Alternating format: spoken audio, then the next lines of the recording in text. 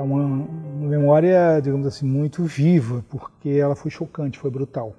Então eu lembro de, ao chegar ao auditório, né, ter me sentado naquela fila da esquerda, ter visto os militares sentados aqui com mais algumas pessoas, o Marcos entrando cabisbaixo, com a mão para trás. Eu não tenho mais certeza aí de dizer isso, se ele estava ou não algemado. Ele sentou numa cadeira e aí começou toda, digamos, o que para mim era um julgamento, não é?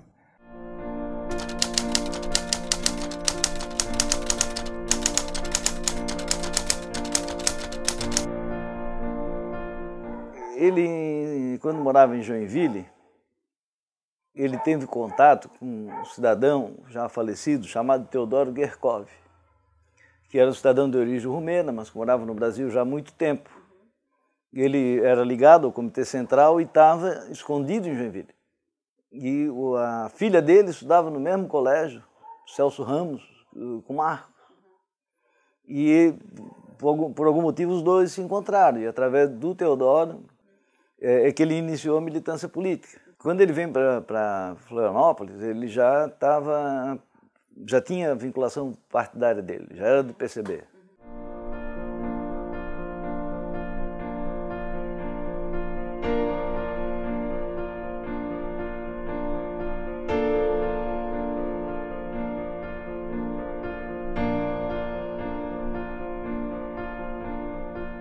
Fui aluno do Marcos Cardoso, que nós todos chamávamos de Marcão. Mesmo os alunos chamavam de Marcão. Marcão é inesquecível para qualquer um que tenha sido seu aluno, porque ele trazia os exemplos mais banais do dia a dia, do chuveiro elétrico em casa, da lâmpada, que na época eram todas incandescentes praticamente, não é? Eu lembro que, não sei se foi a Janete ou a Regina, essa minha irmã mais nova que faleceu também, que dizia assim, mas o Marquinho é chato, porque a panela de pressão está ali no fogo e ele vem ensinar para a gente a física, né?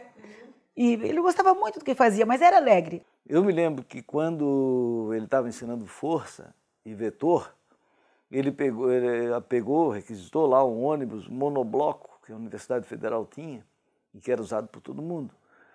Levou a gente até o centro, pelo Saco dos Limões, que é cheio de curva, né? E aí nas curvas quando a gente ia para um lado para o outro, ele disse, olha, isso aí é força, vetor, coisa. Depois, em sala de aula, ele deu os cálculos. Porque ele tinha preocupação de ensinar realmente. Ele não ia lá para cumprir a carga horária. O Marcos era uma pessoa dedicada, ele tinha o seu grupo de amigos, seu grupo de reuniões. E às vezes as reuniões eram lá em casa, mas eram reuniões de estudo. Eu nunca vi o Marcos aliciar aluno, como foi falado, nunca. Eu nunca fui aliciada, nunca ninguém me convidou para entrar no partido e nunca presenciei nada, nunca vi nada. Verdade tem que ser dito, né? Ele era uma pessoa, realmente uma pessoa culta, uma pessoa muito inteligente, uma pessoa muito estudiosa.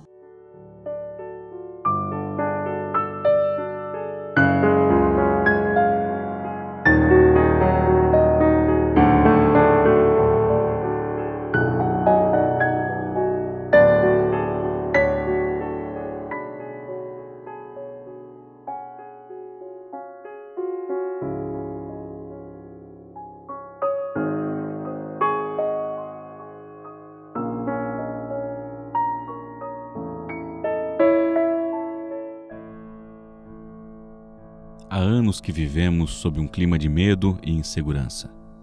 Torturas, desaparecimentos e suicídios. Sequestros, mutilações e mortes. Não somos capazes de imaginar o que acontece aos que, na mão da repressão policial-militar, através do seu braço clandestino, são obrigados a tomar uma atitude extrema. A violação dos direitos humanos tem sido uma constante que faz com que a população fique cada vez mais temerosa. É hora de dar um basta e não permitir que isto continue. Sob o pretexto de manter a ordem, são praticadas as maiores atrocidades. Qualquer pessoa que ouse contestar o status da injustiça social em que vivemos é uma vítima. Nem mais sua vida tem garantia. Houve naquele período uma grande investida contra o PCB. O PCB não havia entrado na luta armada, sempre ficou na via institucional, da luta de massa, sindicatos, movimento estudantil, e estava no MDB, ajudou a construir o MDB. Todo aquele aparato que foi formado para combater a luta armada ficou intacto. E eles tinham o projeto de abertura política, mas sem o PCB. Então, começaram a aprender em Minas, depois no Rio, depois em São Paulo, depois no Paraná. Eu estava chegando aqui. Eles já tinham um certo receio de ser preso, porque eles tinham um colega deles que tinha sido preso no Paraná. Então, eles estavam esperando um pouco, assim, que alguma coisa acontecesse com eles. E eles estavam sendo seguidos e tudo isso, então eles estavam esperando alguma coisa. Aí, com a morte do Herzog e aquela grande reação que houve da sociedade, aquelas passeatas, aquela missa, parecia que tinha acabado, que não ia haver mais nada, que as prisões tinham ficado por ali. Na noite do dia 4, uma amiga minha, uma estudante lá, apareceu lá em casa dizendo que o Marco tinha sido preso.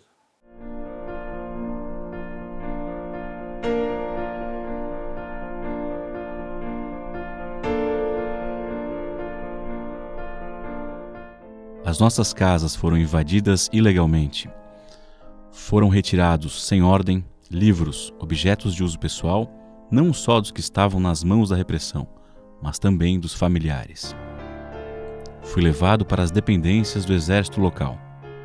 Coronel Rui atacou-me moralmente com injúrias, como reafirmasse a minha participação no movimento democrático brasileiro e negasse qualquer participação clandestina. Fui ameaçado fisicamente e mandado para a cela com Vladimir Amarante e Newton Cândido, que me contaram por que espécies de torturas tinham passado. Newton Cândido mostrou-me a perna com várias queimaduras de cigarro e a glande inflamada devido a choques elétricos. Contou-me que foi torturado em São Paulo, na presença de familiares, esposa, filhos e cunhado, e que depois torturaram sua esposa e filhos, dando-lhes choques elétricos nos órgãos sexuais e outras formas de torturas. Fui chamado várias vezes para ser interrogado, mantendo sempre a mesma posição. À noite, recebi ameaças maiores. Colocaram-me então um capuz e apertaram-no no pescoço até quase a asfixia, ameaçando-me de morte e dando socos e tapas na cabeça. Eu só lembro que quando aconteceram as prisões, ninguém sabia aonde é que tinham levado ele. Sabia que não apareceram mais em casa, alguém que deve ter visto uma movimentação, falaram, olha, eles foram sequestrados. Marcos e os demais foram levados para Curitiba, para o DOI-CODE em Curitiba. Funcionava uma fachada de Clínica Marumbi. No Paraná, a Operação Barriga Verde de lá teve esse nome, Operação Marumbi. Levou um tempo, não lembro se foi uma semana, foram dias que aí se soube que eles estavam em Curitiba. Mas foi uma coisa assim terrível, que a família preocupada, ninguém sabia o que tinha acontecido, né? E sem saber se realmente ele ou os outros também iriam sobreviver. A tortura ficou a cargo de Jorge. Fez-me tirar as roupas. Era uma noite terrivelmente fria. Deram-me então vários eletrochoques. Fui colocado no pau de arara. Deram-me então várias raquetadas nas nádegas e na sola dos pés. Depois, derramaram inúmeros copos de café fervente sobre os órgãos sexuais. Fizeram em torno de uma dezena de afogamentos, quando então desmaiei. Quando recobrei os sentidos, estava ainda no pau de arara e recebia eletrochoques. Esta sessão de tortura durou desde as 11 horas do dia 4 até a manhã do dia seguinte. Não permitiam comer ou beber. Só podia ir no mictório na privada quando aproveitava para beber água. À noite, ouvimos gritos de crianças e mulheres sendo torturadas. Várias vezes éramos acordados para depor. Foi um dos 10 mais torturados ali. Todas essas formas de torturas que se tem notícia, inclusive empalamento, né, eles passaram por isso.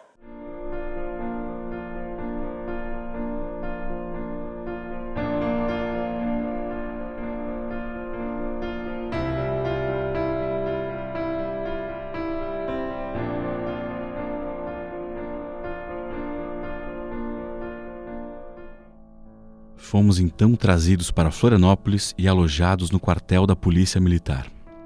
Pela primeira vez encontramos, depois de tantos dias, homens que falavam e respeitavam. Eu morava na Rio Branco e tem a Neidel Ramos, onde é a Secretaria de Segurança e Informações, o SSI. Um dia eu estava indo por ali para ir para o BESC e ele tinha uma janelinha assim e ele me chamou. Aí ele já estava aqui em Florianópolis. Aí ele me chamou, daí mandou um bilhete, então nós nos comunicávamos por bilhetes, assim, né? Enquanto ele estava no 4º Batalhão, através da família, ele escreveu uma carta denunciando todas as torturas que ele recebeu, todo o tratamento que foi naquele processo. E eu me lembro que levei essa carta para Porto Alegre. A carta já diz o sofrimento que ele teve. É muito chocante, sabe? Meu Deus do céu, pau de arara, choque nos órgãos genitais. Uma coisa muito dolorida. E acho também que foi dolorido, assim, ele ter perdido a minha mãe na prisão, sabe? Acho que talvez ele tenha se sentido um pouco culpado, não sei, uma opinião minha, mas acho que foi muito doloroso. Ele sofreu muito.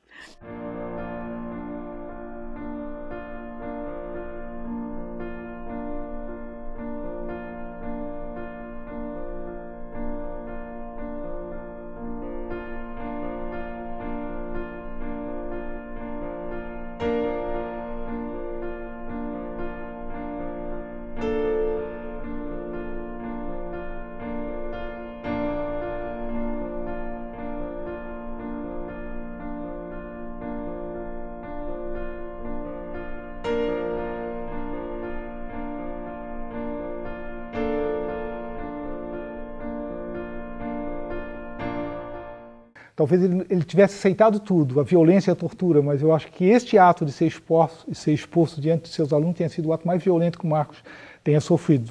O que eu lembro então é de vê-lo já no ambiente, né? Tinha uma mesa, como se fosse uma mesa de uma plenária com algumas pessoas, né? Alguns eu tenho lembrança, né, da imagem em uniforme militar, né? Eu saí de lá sem saber o que era, né? Eu imaginei que fosse uma espécie de um julgamento, alguma coisa, porque depois aconteceram outros. Eu só fui conseguir colocar esse evento assim, num contexto histórico bem mais tarde, quando eu já estava na universidade, né? Esse ainda era o auge da ditadura e o medo era muito grande, né? Então, eu me lembro disso, me lembro desse burburinho, sabe, dessa fala meia boca, essas coisas que se comentava em grupinho. Alguns professores, que me lembro também, muito queridos, e que no recreio estavam por aí com a gente, né, comentavam, olha, sabia? Pois é, o cara foi preso, ninguém sabe por quê, olha que sacanagem, etc. Ah, professor, e às vezes o aluno pergunta, não era bandido, fez alguma coisa? E os professores tinham que explicar, não era isso, foi outra coisa, olha, ninguém sabe bem, sabe? Esses professores queriam preservar o Marcão, né, para tentar explicar que ele não foi preso por ser bandido e que ele foi preso por uma razão injusta, mas também não podiam comentar isso a boca solta porque criaria compromisso também, né?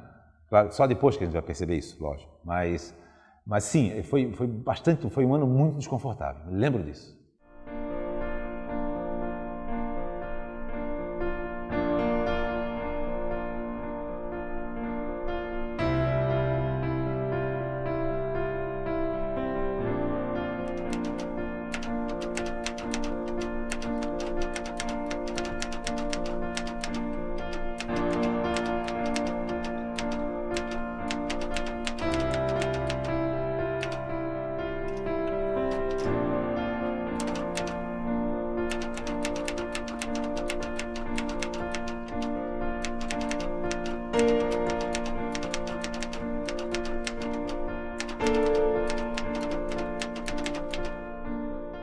Aí nós fizemos um abaixo-assinado para que a reitoria solicitasse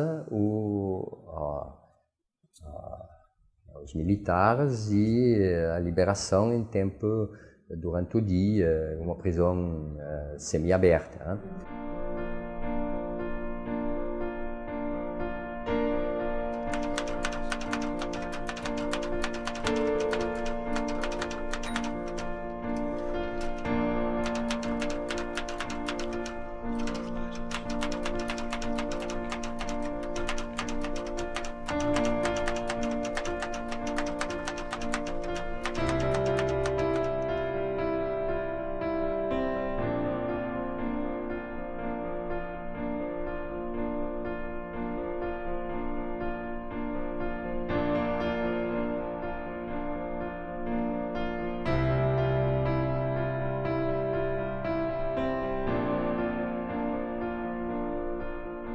que ele queria voltar. Isso eu lembro, porque não foi uma coisa justa que aconteceu na época.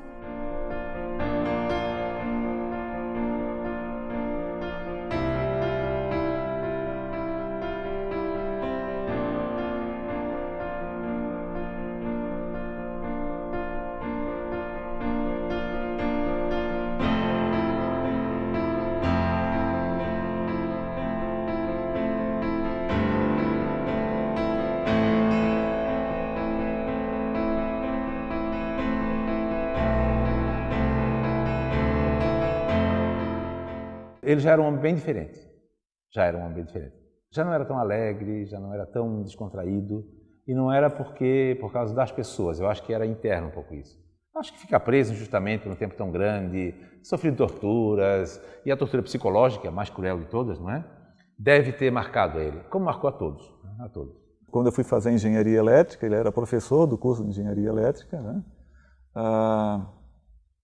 Ele era, na UFSC, ele era professor de disciplinas um pouco mais avançadas no curso. Eu conheci, então, assim, de contato nos corredores e pelo fato de ser responsável por um laboratório que era onde a gente tinha uma curiosidade muito grande, que ele foi um dos pioneiros a trabalhar com computadores ali em nível acadêmico dentro da universidade. Então, a gente tinha uma curiosidade e no ambiente tinha um respeito muito grande pela figura dele, por ser o cara que conseguia, né, fazer trabalhar tanto computador analógico quanto digital, que estava chegando naquela época, né? Porque ali no início da década de 80, ele criou o Gênesis, que foi o primeiro computador construído em Santa Catarina, na engenharia, na elétrica. E ele estava indo para os Estados Unidos para estudar informática, né? Então ele teria se aprofundado nessa área.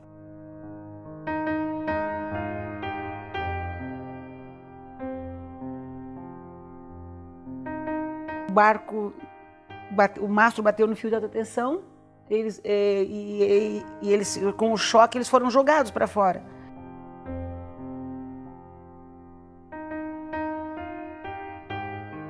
Foram 6 pessoas que morreram. Então, para mim, naquela hora, abriu como se fosse como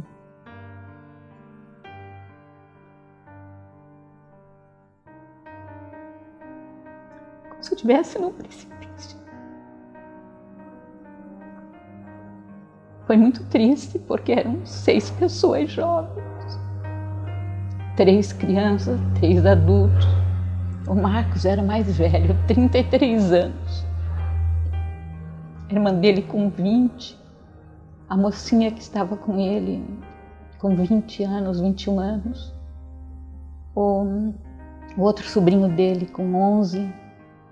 A outra sobrinha dele com a mesma idade do Daniel, com 4 anos. E o Daniel com 4 anos e meio. Então eram todas pessoas novas.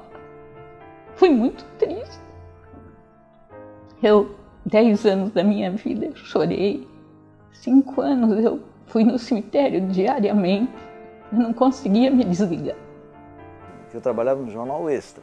Eu tive que fazer essa matéria dele. E fiz. Fiz chorando, né? Porque ele era um amigo que eu tinha na época, né? Então foi chocante eu ter que fazer a matéria da morte dele, né? Então a morte dele foi um choque para todas as esquerdas, para toda a militância, para todo o movimento social, mesmo aqueles de tendência diferente da dele. Há muitas pessoas até hoje ainda acreditam que ele foi morto, que houve alguma, sei lá, como é que eu vou dizer, alguma vingança, alguma coisa dessa época da tortura, dessa época da ditadura militar. E houve um tempo que a gente até queria que fosse, né? Porque teríamos um mártir, não é? Ele foi um mártir, na verdade. Ele sofreu, aquilo mudou a vida dele, a ditadura, a pressão, tudo aquilo, e ele não teve a chance de recuperar aquilo que ele podia ter feito depois. Então, de certa forma, a morte dele foi mesmo que quase que um martírio, assim.